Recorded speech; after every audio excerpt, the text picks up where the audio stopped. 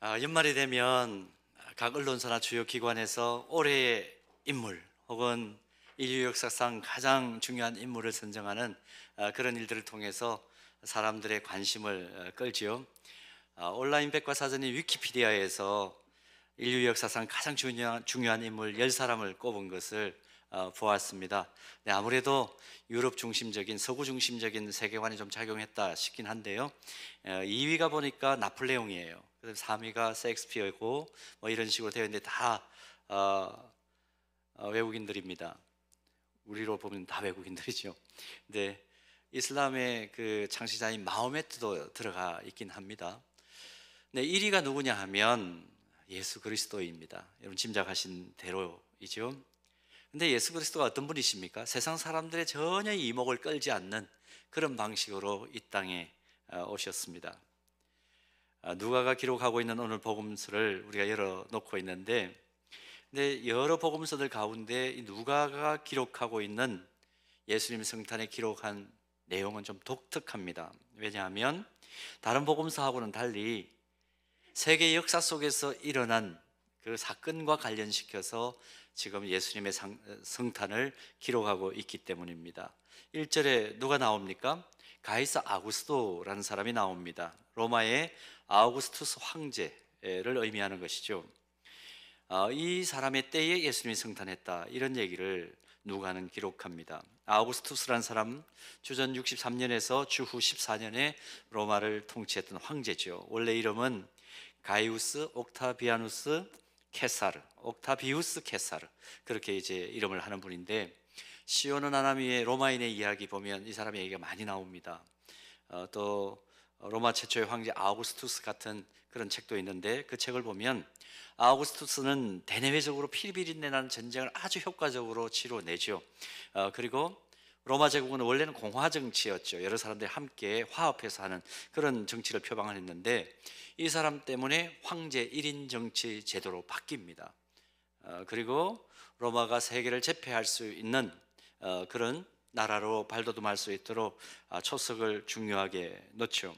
그래서 신들에게만 붙일 수 있는 이름인 아구스도라는 호칭을 받습니다. 아우구스투스라고 우리가 보통 이야기를 하는데, 의미는 높아지신 이, 그런 뜻입니다. 근데 이것은 아무에게나 붙일 수 있는 칭호가 아니고 신들에게만 붙였던 칭호예요. 신에게만 붙일 수 있었던 칭호인데, 이 아우구스투스라는 황제가 처음으로 이 칭호를 받게 됩니다. 황제로 나는 칭함을 받기보다는 로마 이 나라의 제1시민이라 그렇게 일컬음을 받고 싶다 그랬지만, 그 직전의 통치자였던 줄리우스와 함께 전 세계적으로 위대한 인물로 평가되는 황제입니다. 그래서 우리가 지금 태양력, 달력을 사용하고 있는데 7월을 영어로 뭐라 그러죠? 줄라이라 그러죠. 이게 줄리우스 황제를 의미하는 것입니다. 8월은 뭡니까? 오거스트라 그러는데 이 아우구스투스 황제를 통칭하는 명칭입니다. 예수님 성탄 당시에 최고의 강자, 최고의 위대한 인물이 바로 이 가이사 아구스도입니다. 그런데 오늘 본문을 읽으면서 흥미로운 점을 발견하지 않습니까? 성경 본문 속에 주인공이 누구입니까? 가이사 아구스도입니까? 아니면 낮고 천한 말구유의 아기 예수로 오신 우리 그리스도가 주인공이십니까? 예수님이 주인공이십니다. 예수님의 주인공이십니다. 전혀 눈에 띄지 않는 모습으로, 낮고 비천한 모습으로 오신 예수님께서 이 성탄의 주인공이십니다. 그리고 주인공이신 예수님을 중심으로 성탄 스토리 전체에 드러나는 주요 배역을 차지하고 있는 인물들 보면 역시 예상 밖의 인물입니다. 어떤 사람이 기억나십니까? 여러 사람들 기억날 텐데, 아우구스투스가 중요 배역을 맡았습니까? 아니요.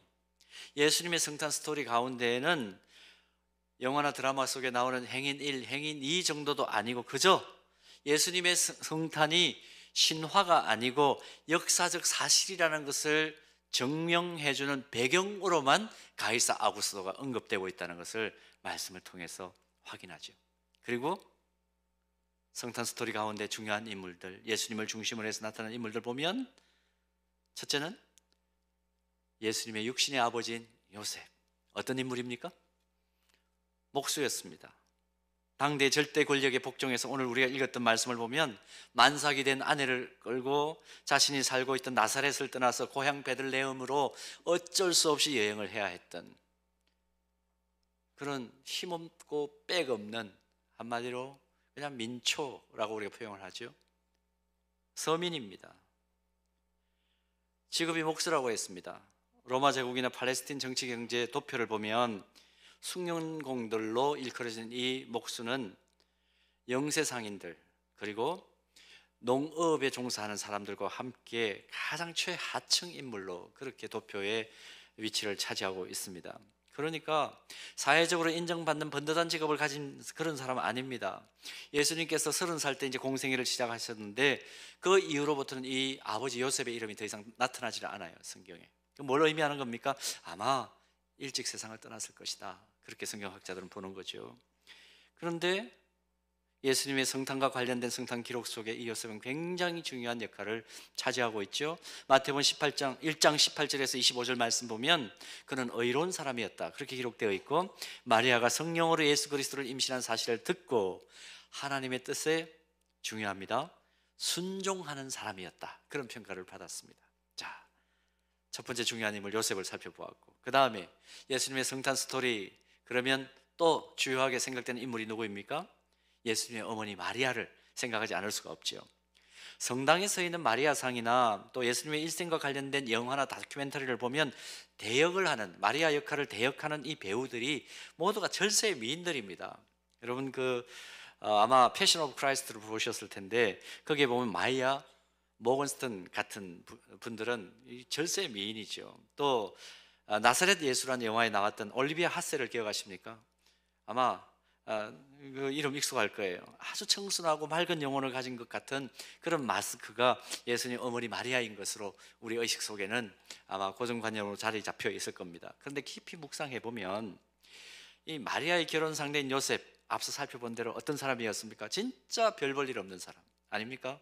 직업도 그렇고 경제적으로 분명히 넉넉하지 않은 아마 그런 사람이었을 터인데, 그와 함께 결혼한 마리아, 하나님의 특별 은총을 받은 세상에서 가장 축복받은 여성이라고 일컬어지지만 현실적인 입장에서 보면 그 모습 역시 거기에 걸맞는 정도의 어떤 수준이었을 것이라고 봅니다. 그래서 우리가 보는 영화에 나오는 것과 같은 그런 미모를 가진 것은 아니었을 것이라 추측할 수 있죠. 그런데 마리아가 우리에게 보여주는 귀한 모습이 있습니다. 천사를 통해서 처녀로서 임신했다, 그 소식을 듣고도 하나님의 뜻에 순종했다는 것, 중요한 마리아의 인물 됨됨입니다. 처녀의 몸으로 임신했다면 당대 율법의 기준으로 보면 어떻게 됩니까? 돌을 맞아 죽어야 되는 그런 상황 속에 있습니다. 그러나 하나님의 뜻을 분별하고 하나님의 부름에 순종한 사람, 그렇게 정리를 할 수 있죠. 누가복음 1장 38절 말씀 보면 마리아가 이렇게 하나님의 뜻에 순종했다고 고백합니다. 마리아가 이르되 주의 여종이오니 말씀대로 내게 이루어지이다, 그렇게 고백을 합니다. 또 한 부류의 성탄 스토리에 등장하는 아주 중요한 인물들이 있죠. 또 누가 있을 것 같습니까? 목자들. 이 목자들도 성탄 스토리 가운데에서는 우리가 지금 들어왔던 구전으로는 굉장히 좀 미화된 경향이 있습니다. 왜냐하면 목자들은 아주 푸른 초장에서 양들을 안고 있는 인자한 모습으로 화가들이 많이 그렸으니까 우리가 그렇게 생각하지만, 근데 당대의 목자들은 성경을 연구하는 학자들에 의하면 대부분이 그 양들의 주인이 아니고 그냥 일용 노동자들, 품삯을 받고 양들을 치는 그런 사람들이었습니다. 주인이 아니었으니까요. 하루 끼니를 걱정해야 하는, 사회적으로나 경제적으로 그렇게 부유하지 않은, 어떤 의미에서는 하층민에 속하는 사람들, 양들이 풀을 뜯을 수 있도록 낮에는 이곳저곳으로 옮겨 다녀야 됐고 밤에는 사나운 짐승들로부터 양들을 지켜야 되니까 어떻겠습니까? 집에 들어가서 편안하게 잠을 자지 못하고, 누가복음 2장 8절 보면 목자들의 고단한 삶을 이렇게 표현합니다. 그 지역의 목자들이 밤에 어디서 잤다고요? 밖에서 잤다. 노숙인입니다. 노숙하는 사람들, 떠돌이 인생들. 유대인들 사이에는 그 당시 그런 속담이 있었다 그래요. 목자들과는 직접 거래하지 말아라. 왜냐하면 이 사람들 뭐 뜨돌이 생활을 하다가 보니까 받는 임금도 낮고 그러니까 주인의 감시에 벗어나 있으면서 자주 양이나 양털이나 또 양젖이나 이런 것들을 몰래 빼내서 파는 일들을 했다는 겁니다. 그래서 10중에 9 정도는 그들이 파는 물건은 다 훔친 물건이었다. 그렇게 역사가들은 정언을 합니다. 이 세상의 시각에서 보면 이 목자들 더 이상 잃을 것이 없는 가장 바닥에 있는 사람들. 근데 이 잃을 것도 없고 이 바닥에 있는 사람들, 광야에서 노숙을 해야 되는 사람들, 새로운 것을 기대할 수도 없고 뭐 얻을 것도 없는 이 목자들에게 아주 중요한 사건이 일어나죠. 하늘에서 음성이 들립니다. 천사의 음성이 들리죠. 너희를 위하여 다윗의 동네인 베들레헴에 구세주가 나셨다. 너희가 빨리 먼저 가서 보아라. 그 요청을 듣고 어떻게 합니까? 누가복음 2장 14절 말씀 보면 주저없이 그대로 듣고 순종했을 때 하늘로부터 이 찬양이 들리죠. 지극히 높은 곳에서는 하나님께 영광이요, 땅에서는 하나님께 기뻐하신 사람들 중에 평화로다. 빈들에서 최초로 울려 퍼진 천사의 칸타타를 누가 듣습니까? 목자들이 듣습니다. 이후에 기록된 말씀을 보면 목자들이 요셉과 마리아가 있는 곳으로 가서 천사들이 전한 메시지를 최초로 요셉과 마리아에게 전달하는 메신저 역할을 하죠. 자, 이런 목자들과 함께 또 성탄 스토리에 등장하는 빼놓을 수 없는 인물들이 있습니다. 동방박사들. 팔레스틴 동쪽에서 베들레헴으로 이동을 해서 예수님 앞에 경배했던 이 사람들, 오늘날의 박사와 개념은 좀 다르긴 하지만 언제나 성탄 스토리를 우리가 주목할 때에 지체가 높고 아주 좀 화려한 배경을 가진 사람들로 이미지화되고 있는데 실제로 그 부분은 인정을 할 만합니다. 황금과 유향과 모략이라는 이 그들이 드렸던 예물들이 보통의 예물들은 아니고 그 당시에 가장 귀했던 예물들 중에 하나이니까 이미지는 거의 비슷한데, 근데 가만히 생각해 보면 이 사람들 종교적으로 보면 조로아스터교를 믿었던 사람들이라 그렇게 배화교라고 하는 그 종교를 믿었던 사람들인데, 사실 유대인들의 입장에서 보면 예수님도 유대인 종족에서 태어나신 것 아닙니까? 육신적으로는. 유대인들의 입장에서 보면 이 사람들은 아브라함이 받았던 그 언약의 축복과는 전혀 상관이 없는 이방인들이에요. 그리고 그들이 하는 일이라는 것이 왕궁에서 점을 쳐주면서 왕을 돕는 일을 했으니까 영적인 시각에서 보면, 언약적 관점에서 보면 정말 별 볼 일 없는 사람들입니다. 그런데 마태복음 2장을 보면 이 동방박사들 역시 목자들처럼 하나님의 계시에 대해서 굉장히 민감한 태도를 보여줍니다. 꿈에 하나님의 음성을 들었을 때 그대로 순종하는 특징을 보여줍니다. 자, 여러분, 예수님의 탄생과 관련된 주요 등장인물들을 살펴보았습니다. 성탄 스토리 속에 등장하는 이 등장인물들, 하나님께서 캐스팅을 하셨는데, 선택을 하셨는데 어떤 느낌이 드시나요? 하나님 이거 캐스팅 실패하신 것 같다. 상식적인 시각에서 보면, 인간적인 시각에서 보면 온 백성에게 미칠 큰 기쁨이 될 소식, 오고 오는 모든 세대가 들어야 될 구주 예수 그리스도께서 탄생하신 이 굿뉴스, 빅뉴스를, 이 중요한 소식을 왜 가난하고 능력도 없고 다른 사람들에게 영향력을 끼치기에는 시골떡이들, 촌사람들, 세상적인 시각에서 보면 아무 가진 것이 없는 사람들, 또 영적인 관점에서 보아도 전혀 영향력을 실제적으로 행사하기에는 좀 어려운 사람들, 이런 사람들에게 하나님께서 그 소식을 먼저 알려주셨다는 것, 이건 굉장한 아이러니로 우리에게 다가오죠. 당시에 유력한 사람이 누구였습니까? 2장 1절에 기록된 대로, 누가복음 2장 1절에 기록된 대로 가이사 아구스도, 로마의 황제쯤 되어야 되지 않을까요? 또 2절에 나오는 수리아의 총독 구레뇨라는 사람, 이 사람 대단한 사람이거든요. 총독으로 온 사람. 또 누구에게 알려졌어야 될까요? 유대 공동체에 효과적으로 알려졌으려면 대제사장이나 율법학자나 서기관들에게 먼저 이 소식이 알려져야 되지 않을까요? 그런데 왜 요셉과 마리아 같은 힘없는 서민에게, 또 당시에 도둑들로까지 오해받으면서 거친 광야에 있었던 목자들에게 먼저 알려졌을까? 또 이방인들에게 성탄의 소식을 하나님은 왜 먼저 알려주셨을까? 오늘 본문을 보면 대답이 나옵니다. 하나님께서 왜 이들을 먼저 선택하셨느냐? 하나님이 들려주시는 음성에 대해서 순수하게 받아들일 마음을 가졌느냐 가지지 않았느냐, 그게 관건이에요. 순종할 수 있느냐 없느냐, 그게 관건이었다는 겁니다.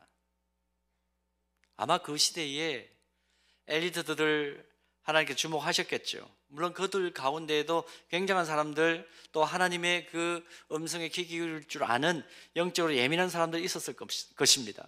그러나 그들을 놔두고 굳이 이런 시골뜨기 같은 촌사람들 선택하신 이유는 복잡한 의식세계를 가지고 여러 가지를 재는 사람들보다는 하늘을 쳐다볼 여유가 없고 하나님을 생각할 마음의 여지가 없는 사람들보다는 조금 부족하고 연약하더라도 묻지도 따지지도 않고 그대로 순종하는 사람들이 훨씬 더 복음을 편만하게 전달하기 위해서는 하나님 입장에서는 필요했을 것이다. 우리는 충분히 그렇게 묵상할 수 있습니다. 그대로 하나님의 말씀을 수용하는 사람들, 하나님 음성 듣고 그대로 순종하는 사람들, 그들을 하나님께서는 성탄 스토리의 중요한 배역을 맡기기로 작정하시고 섭리하셨다는 겁니다.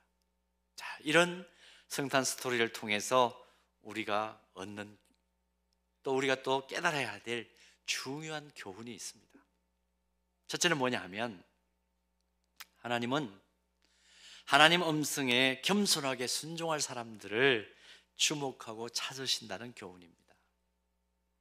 실제로 성경과 기독교 역사를 볼 때마다 하나님 자기 중심성에 갇혀있는 교만한 사람들 철저히 외면하시겠다고 이미 말씀을 통해 선언하고 계세요.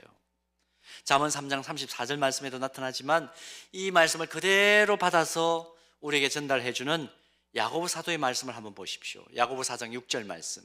그러나 더욱 큰 은혜를 주시나니 그러므로 일렀으되 하나님이 교만한 자를 물리치시고 겸손한 자에게 은혜를 주신다 하였느니라. 엘리트라고 권력가라고 모두가 교만하다거나 또 가지지 못한 이들이 훨씬 더 겸손하다거나 그것은 물론 세상의 이치는 아닙니다. 모든 것을 다 가졌다고 해도 단순하게 순종하고 겸손한 사람 물론 있습니다. 그런 분들을 우리는 종종 만나고 또 존경할 만하죠. 또 그 반대로 아무것도 가지지 못했다 할지라도 정말 벽창호같이 교만한 사람들이 있습니다. 그런데 아무래도 인간의 재성을 우리가 간과할 수 없고 그 과정 속에서 세상이 흘러가는 방향을 보니까 자신이 뭔가 좀 가졌다고 자부하면서 엘리트의 의식에 차 있는 사람들, 하나님께서 그들의 귀에다 대고 아무리 외쳐도 듣지 않는 경우가 더 허다하더라. 그걸 보는 거죠. 또 귀에 하나님의 음성이 들린다고 하더라도 반응을 잘 하지 못하는 사람들 많다는 것을 우리는 인정할 수밖에 없습니다. 예수님께서 이 땅에 오셨을 때 황제 아우구스투스가 그랬고 시리아의 총독 구레노가 그랬고 유대 공동체 지도자였던 대제사장들과 율법 학자들이 그랬던 것을 우리는 복음서를 통해서도 확인합니다. 헤롯 왕은 어땠나요? 여기에 기독교 복음의 핵심이 있습니다. 누가 복음이 아니라 내가 복음을 가지고 있는 사람들을 하나님 주목하시지 않는다는 사실입니다. 스스로 나에게는 또 다른 진리가 있다고 생각을 하고 다른 어떤 진리도 나에게는 필요 없다고 교만하게 생각하고 살아가는 사람들, 그런 입장에 서 있는 한 그들에게는 복음이 제대로 들려지지 않을 수밖에 없고 들려도 제대로 이해할 수 없고 이해한다 하더라도 순종하지 않는 모습이 드러날 수밖에 없다는 겁니다. 사랑하는 여러분, 오늘 이 성탄을 앞두고 성탄의 주인공들을 묵상하면서 한번 스스로에게 질문을 던져보시기를 바랍니다. 나에게는 누가복음을 그대로 믿는다기보다도 누가복음의 글자를 조금 고쳐가지고 제5복음서인 내가 복음을 나는 가지고 있지 않은지,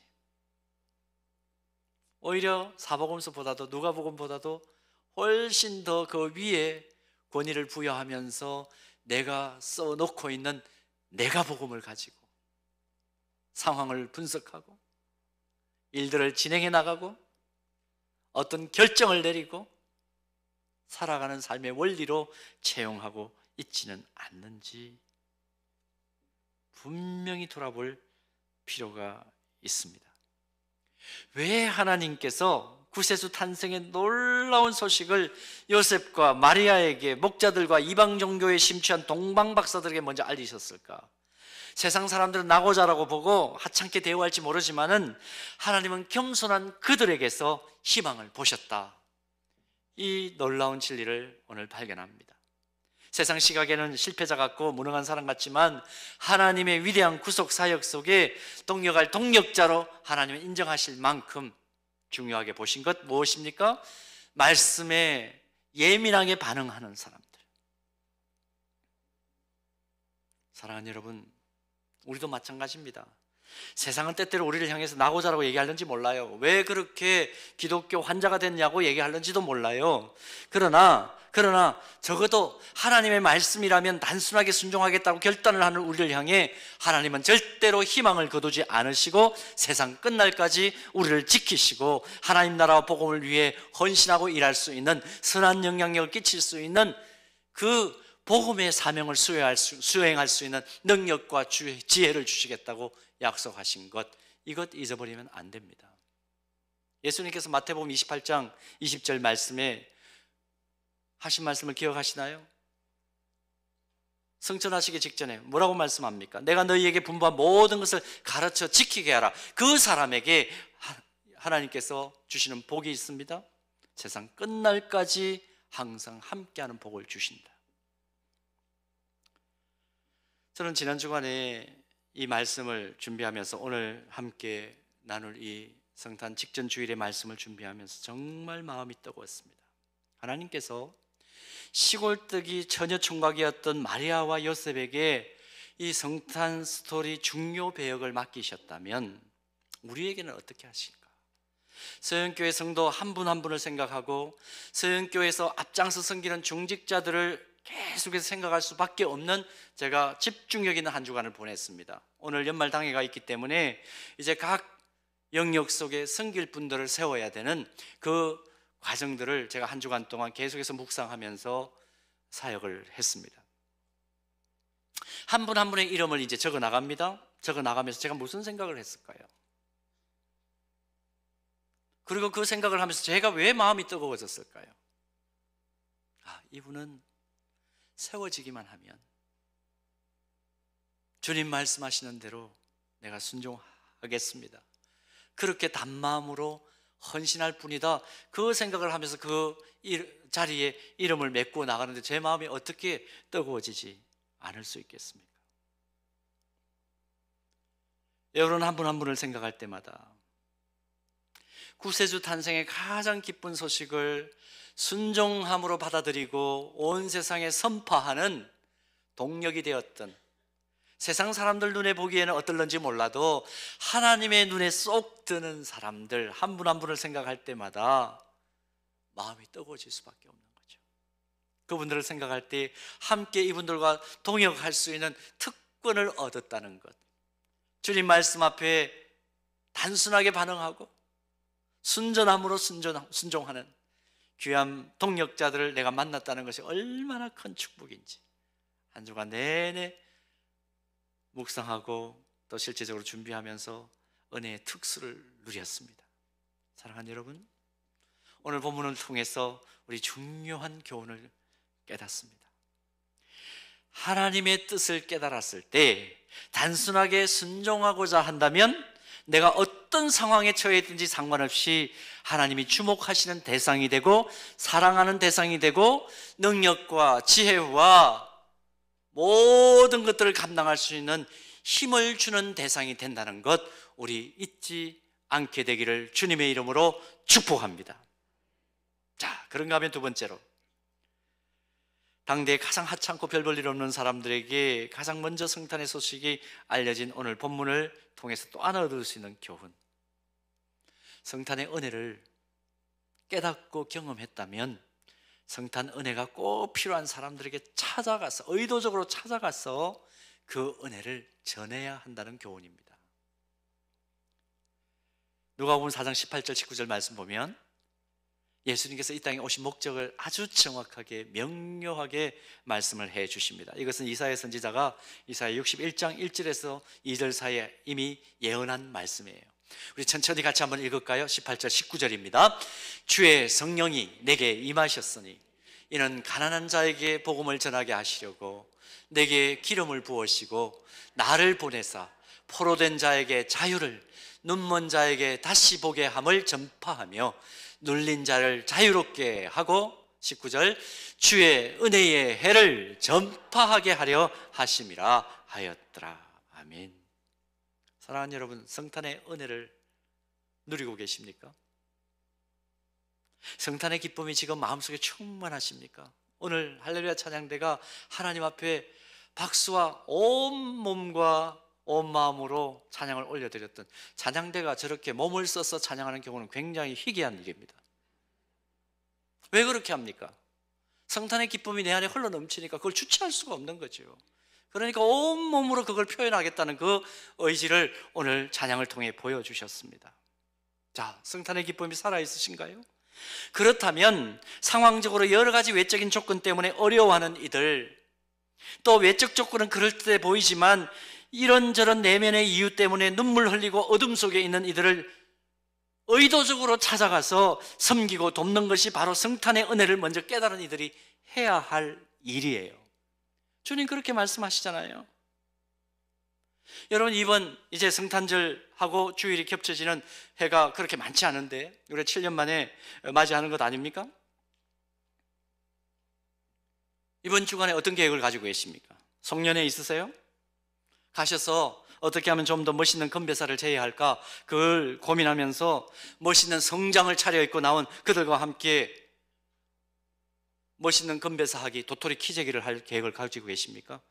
요즘 중요한 떠오르는 건배사가 중꺽마, 발음하기도 어렵네요. 중꺽마라 그러더군요. 월드컵 때문에 나온 건배사라 그래요. 무슨 뜻입니까? 중요한 것은 꺾이지 않는 마음이다. 우리 새해 이렇게 삽시다. 이제 하려고 또 지금 적는 분 계신데 하십시오. 좋은 거니까. 물론 그런 건배사를 외치는 자리에도 주님 함께 하십니다. 하나님 함께 하세요. 성탄의 은혜가 있습니다. 그런데 가만히 보세요. 스스로 나는 좀 괜찮다고, 괜찮게 산다 그렇게 자처하는 사람들, 그분들은 예수님 아니라도 기뻐할 일이 너무 많아요. 어울릴 사람도 너무 많아요. 그들의 눈과 귀에는 예수님의 모습이 잘 보이지도 않을 수 있습니다. 주님의 음성도 잘 들리지 않을 수 있습니다. 그러나 성탄의 은혜를 깨닫는 우리가 진짜 가서 성탄의 은혜와 기쁨을 전달해야 될 곳은 어떤 곳입니까? 이 세상의 비정함 때문에 상처받고 이리 치이고 저리 채이면서 우리의 도움이 아니고는 도무지 어찌할 수 없는 그 사람들에게 우리는 의도적으로 가야 합니다. 주님이 이 땅에 왜 오셨다고 그랬습니까? 가난한 자에게 복음을, 포로된 자에게 자유를 내가 주기 위하여 이 땅에 왔다. 어제 우리 교회에서 한 5분밖에 떨어지지 않았어요. 탈북 성도들과 함께 예배를 드리는 공동체가 있습니다. 목사님이 탈북하신 분이에요. 근데 얘기를 들으면서 제가 속으로 울었습니다. 96년도에 딸아이를 낳았는데 고난의 행군 기간이었다고 그래요. 그때 부인도 굶어서 죽고 딸아이도 굶어서 죽고 6개월 됐는데, 그리고 어쩔 수 없이 혼자 중국으로 나오신 거예요. 얼마나 많은 중간에 간고가 있었겠습니까? 그 과정 속에서 또 한국에 나오셔서 지금 이분이 하시는 일이 뭐냐 하면 지금 5가정하고 같이 예배를 드리는데 탈북민들 가운데 이 땅에서 적응하기가 어려우니까 탈북민들이 하는 얘기가 있죠. 대한민국은 남한은 가만히 와보니까 재미없는 천국이고 북한은 재미있는 지옥이라고 그렇게 표현을 한다고 그러더라고요. 이 속에서 탈북민들이 견디지를 못하니까 제일 많이 하는 일이 뭐냐 하면 알코올, 술 많이 마시는 거. 알코올 중독자들이 그렇게 많대요. 그리고 또다시 감옥에 들어가는 이들이 그렇게 많대요. 실수해서. 그분들을 돕고 있습니다. 참 교회답게 하려고 몸부림치지만 제가 그 얘기를 듣고 참 부끄러웠어요. 물론 다 우리가 그렇게 해야 된다는 건 아닙니다. 그러나 그런 일들을, 그런 사역들을 찾아가면서 6년 동안 지금 그 교회를 5가정 데리고 알코올 중독된 북한 탈북민들을 돕는 그 목사님 얘기를 들으면서 과연 나는 지금 뭘 하고 있나 생각하지 않을 수가 없죠. 과연 우리 교회는 뭘 해야 될 것인가 생각하지 않을 수가 없습니다. 한쪽은 배불러 죽고 한쪽은 배에 고파 죽는 이 현실 속에서 과연 우리는 뭘 해야 할 것인가? 오늘 우리는 인생에 단 한 번밖에 올 수 없는 2022년 성탄 주간을 보낼 것입니다. 하나님께서 말씀하시는 것을 단순하게 듣고 순종하는 우리의 삶을 통해서 성탄의 은혜가 진짜 우리 안에 흘러넘치게 되기를 소원하고 축복합니다. 그리고 그 흘러넘치는 은혜와 기쁨이 은혜의 큰 물줄기가 되어가지고 성탄의 은혜가 꼭 필요한 사람, 성탄의 기쁨이 꼭 필요한 사람들에게 전달되어 온 땅을 회복시키는 놀라운 역사가 있게 되기를 주님의 이름으로 축복합니다.